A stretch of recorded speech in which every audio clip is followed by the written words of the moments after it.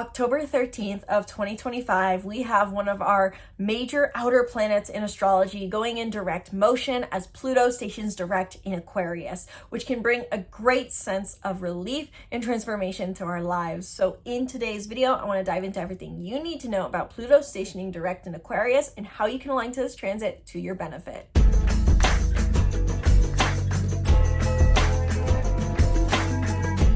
Hello and welcome back to the channel. I'm Isabelle, your spiritual rebel friend, and today we are talking about Pluto finally, at long last, stationing direct in the sign of Aquarius on October 13th of 2025. In today's video, I want to talk about the themes that have come up as a recap with Pluto retrograde and their significance that they played on our spiritual growth journey, what it means now that Pluto is stationed direct, and the deeper symbolism behind Pluto transits in general. And of course, at the end of the video, I love to always cover some more practical tips, to-dos, how-tos, journal prompts, contemplation prompts that you should do to align with these transits to your benefit. So stay tuned to the end of this video or check out the timestamps down below where I try to provide easier segments for you to get the information that you're looking for. And of course, if you want to go deeper into how Pluto stationing direct and more transits are affecting you, I invite you to book a reading down in the description box below, where in half an hour or 1 hour, we can dive deep into your soul's unique energetic imprint and how you're being impacted by current transits.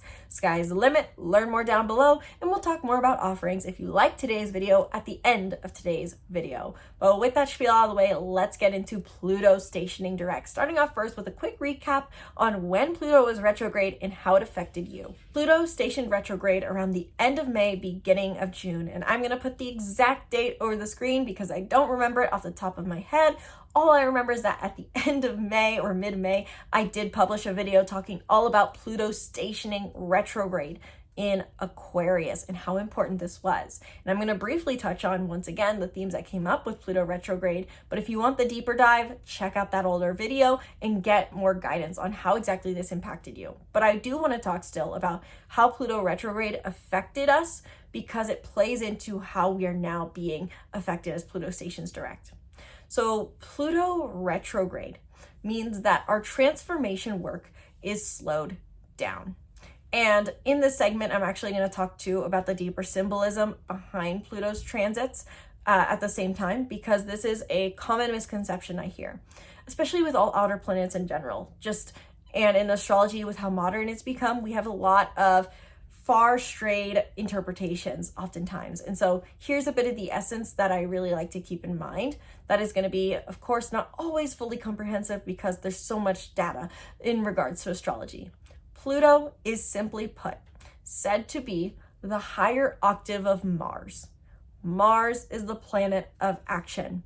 And so therefore, Pluto as the higher octave represents the actions we take that are transformative. I like to think of it this way. Mars is our habitual way, our natural way, our primal way of taking action. It's what feels like our comfort zone to act upon, whereas Pluto is the actions we can take to transform ourselves, to revolutionize ourselves, to change who we are.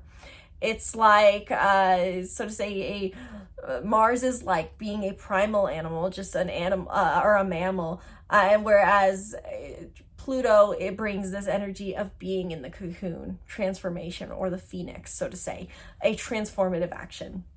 And so, what's the point of me mentioning this? Pluto transits in general represent where we are taking transformative action. Now, with Pluto having been retrograde this entire summer, frankly, we have felt like our effort to transform ourselves has been delayed. The things that we have been trying to do to break our patterns have felt on pause. Whenever Pluto's in direct motion, we feel like we can make progress. We're saying, I'm healing, I'm being different, I'm changing myself, I'm being better, I'm choosing things that the normal version of myself would do. I'm choosing things outside of survival mode. But when Pluto goes retrograde, we feel like we have to take a pause with that. Retrogrades in general are an opportunity to introspect, to reflect, contemplate, and see how far we've come. And so, with Pluto having been retrograde in the sign of Aquarius from roughly end of May to now, October 13th, we have been in a mode of asking ourselves, how have we transformed? And this is where we get to the idea that Pluto oftentimes can be in the negative, self-destructive.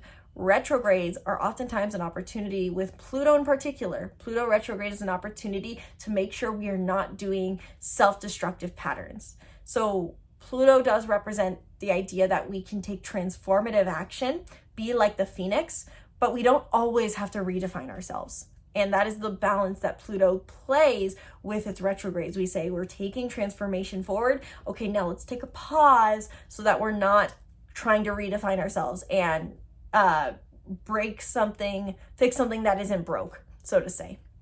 And so over this summer, it may have felt like for you in particular, with Pluto retrograde in Aquarius, maybe the things you do to shift your relationship to a sense of purpose, importance, and a sense of community have been on pause. That horn is really annoying. So I invite you to think about, what have you been feeling in regards to your sense of purpose, importance, community, and individuality, and how is it valued in the world? Does it feel like something you do in regards to these themes has been on pause? Now, with Pluto stationing direct, this can be bringing motion forward.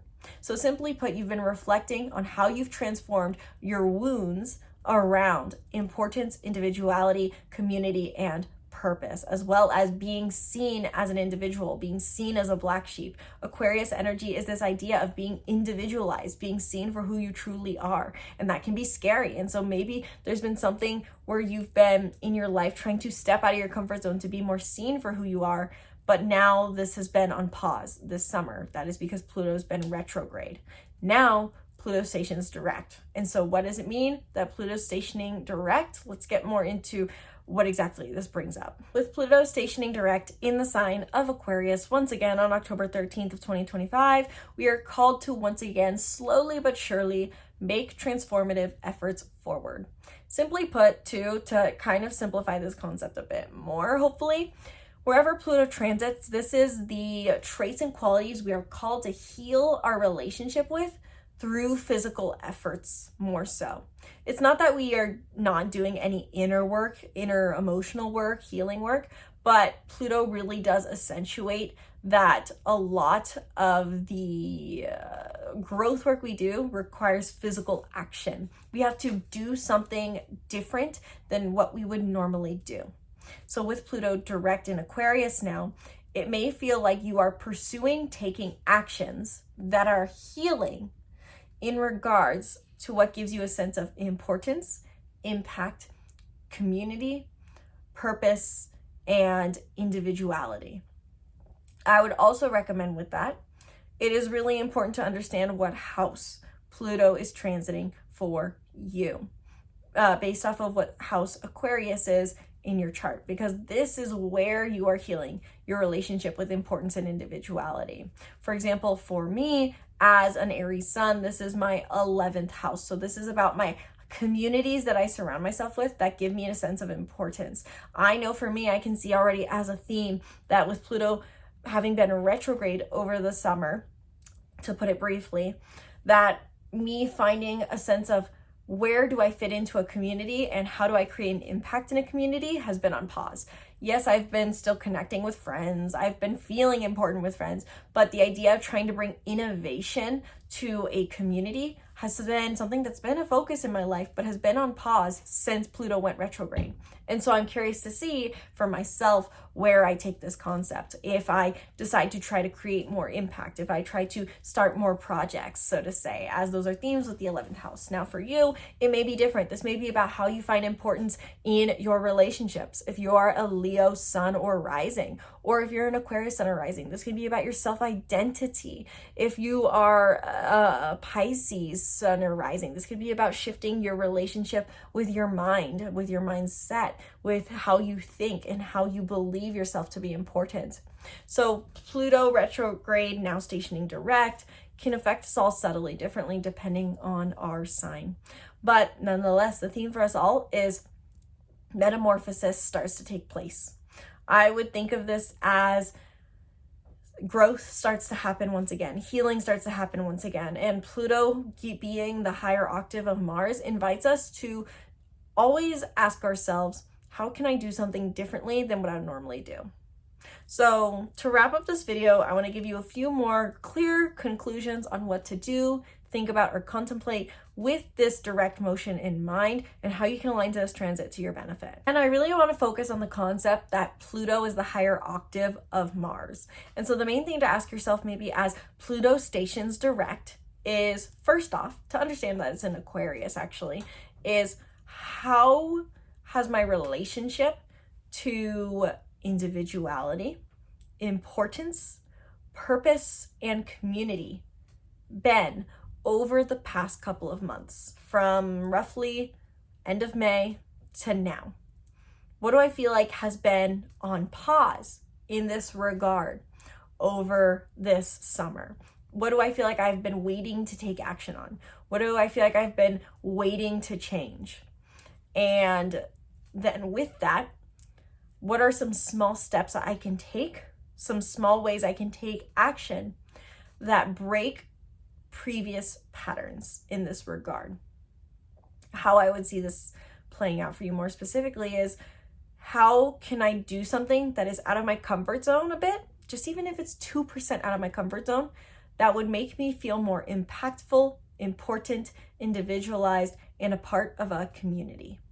Those are really the key questions Pluto retrograde, now stationing direct, invite you to ask yourself. And of course, there's more. This is a longer term transit. Pluto is going to be in Aquarius for the next 20 years, so there is more of a collective theme with this. I don't really talk about collective astrology on my channel because I feel like the kind of motto I live by is, by changing the self, we can create a ripple effect on humanity, and we can't control other people's actions. We can only create our own change for ourselves and lead by example. So I focus on more personal astrology. I'll probably end up posting a video down the line in regards to the collective themes coming up with Pluto stationing direct, as well as Uranus and Gemini and so much more. But this is your own personal interpretation of how this is affecting you as a general consensus. I would love to hear down in the comments below, did this give you some insight into Pluto's transits? Have you heard that Pluto is the higher octave of Mars? Does this give you a new perspective on Pluto's transits? What do you feel like has been going on in your life since Pluto's been retrograde, and what are you ready to move forward? Think about it simply if you're more of a metaphorical brain. If you have been a butterfly in the cocoon as a caterpillar, what are you ready to bring to light? How are you ready to break out of your cocoon? What would break you out of your cocoon and say, I'm ready to take flight? What are you ready to take flight on with this Pluto stationing direct motion? Let me know your thoughts down in the comments below. And if you want to go deeper into how this transit's affecting you, I invite you to book a reading down in the description box below, where in 1 hour we can cover the transits that are affecting you and the most important parts of your chart that are impacting you. As to other side notes that I want to make, because I keep forgetting to talk about them in my videos, but I want you guys to know what else I have to offer if you're interested.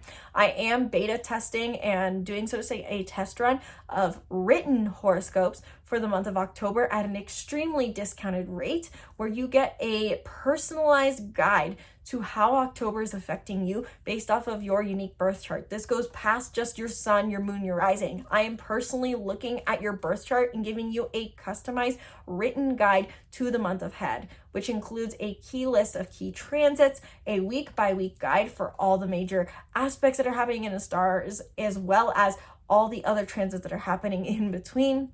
You get customized journal prompts, and I also do a highlighted summary of one key area of life you're focused on. For example, one of the most recent ones I was working on, someone was interested in their love life. And so I look at the stars, I look at their chart, and I say, this is what's happening in your love life this month. This is what you're invited to think about. So personalized PDF written horoscopes are available for an extremely discounted rate for the month of October that you can access in my website. It'll be on the header. It's on the main page if you want to learn more. Right now, they're $35 for a written guide. I'm probably going to raise the price to be the same as my one-on-one readings, because the amount of time and energy that goes into making these takes a lot, and it's not necessarily a bad thing. I love making these for you guys, but they are quite valuable, quite personalized, and they take quite a bit of time. So the upcoming price probably for the month of November is going to be around $100 to $150, depending on how the test run goes. And I would love to hear your feedback on what you like about the horoscope, what you don't, and what you would like changed and what price feels good to you. So join the beta test. Check it out on the website. And also, if you are someone who likes to understand the stars but feels like you don't quite get to ground into the information, one thing that I love using for grounding into the energy of the day, the week, the month, the year is crystals. And I don't just say this as a shameless plug. I truly do love Otter Spirits bracelets, which I've just received a new October pack from them. I have on the table what these ones are because I've actually frankly never seen these crystals before. I've never heard of them. Orange Aventurine. I'm not even going to try to read them.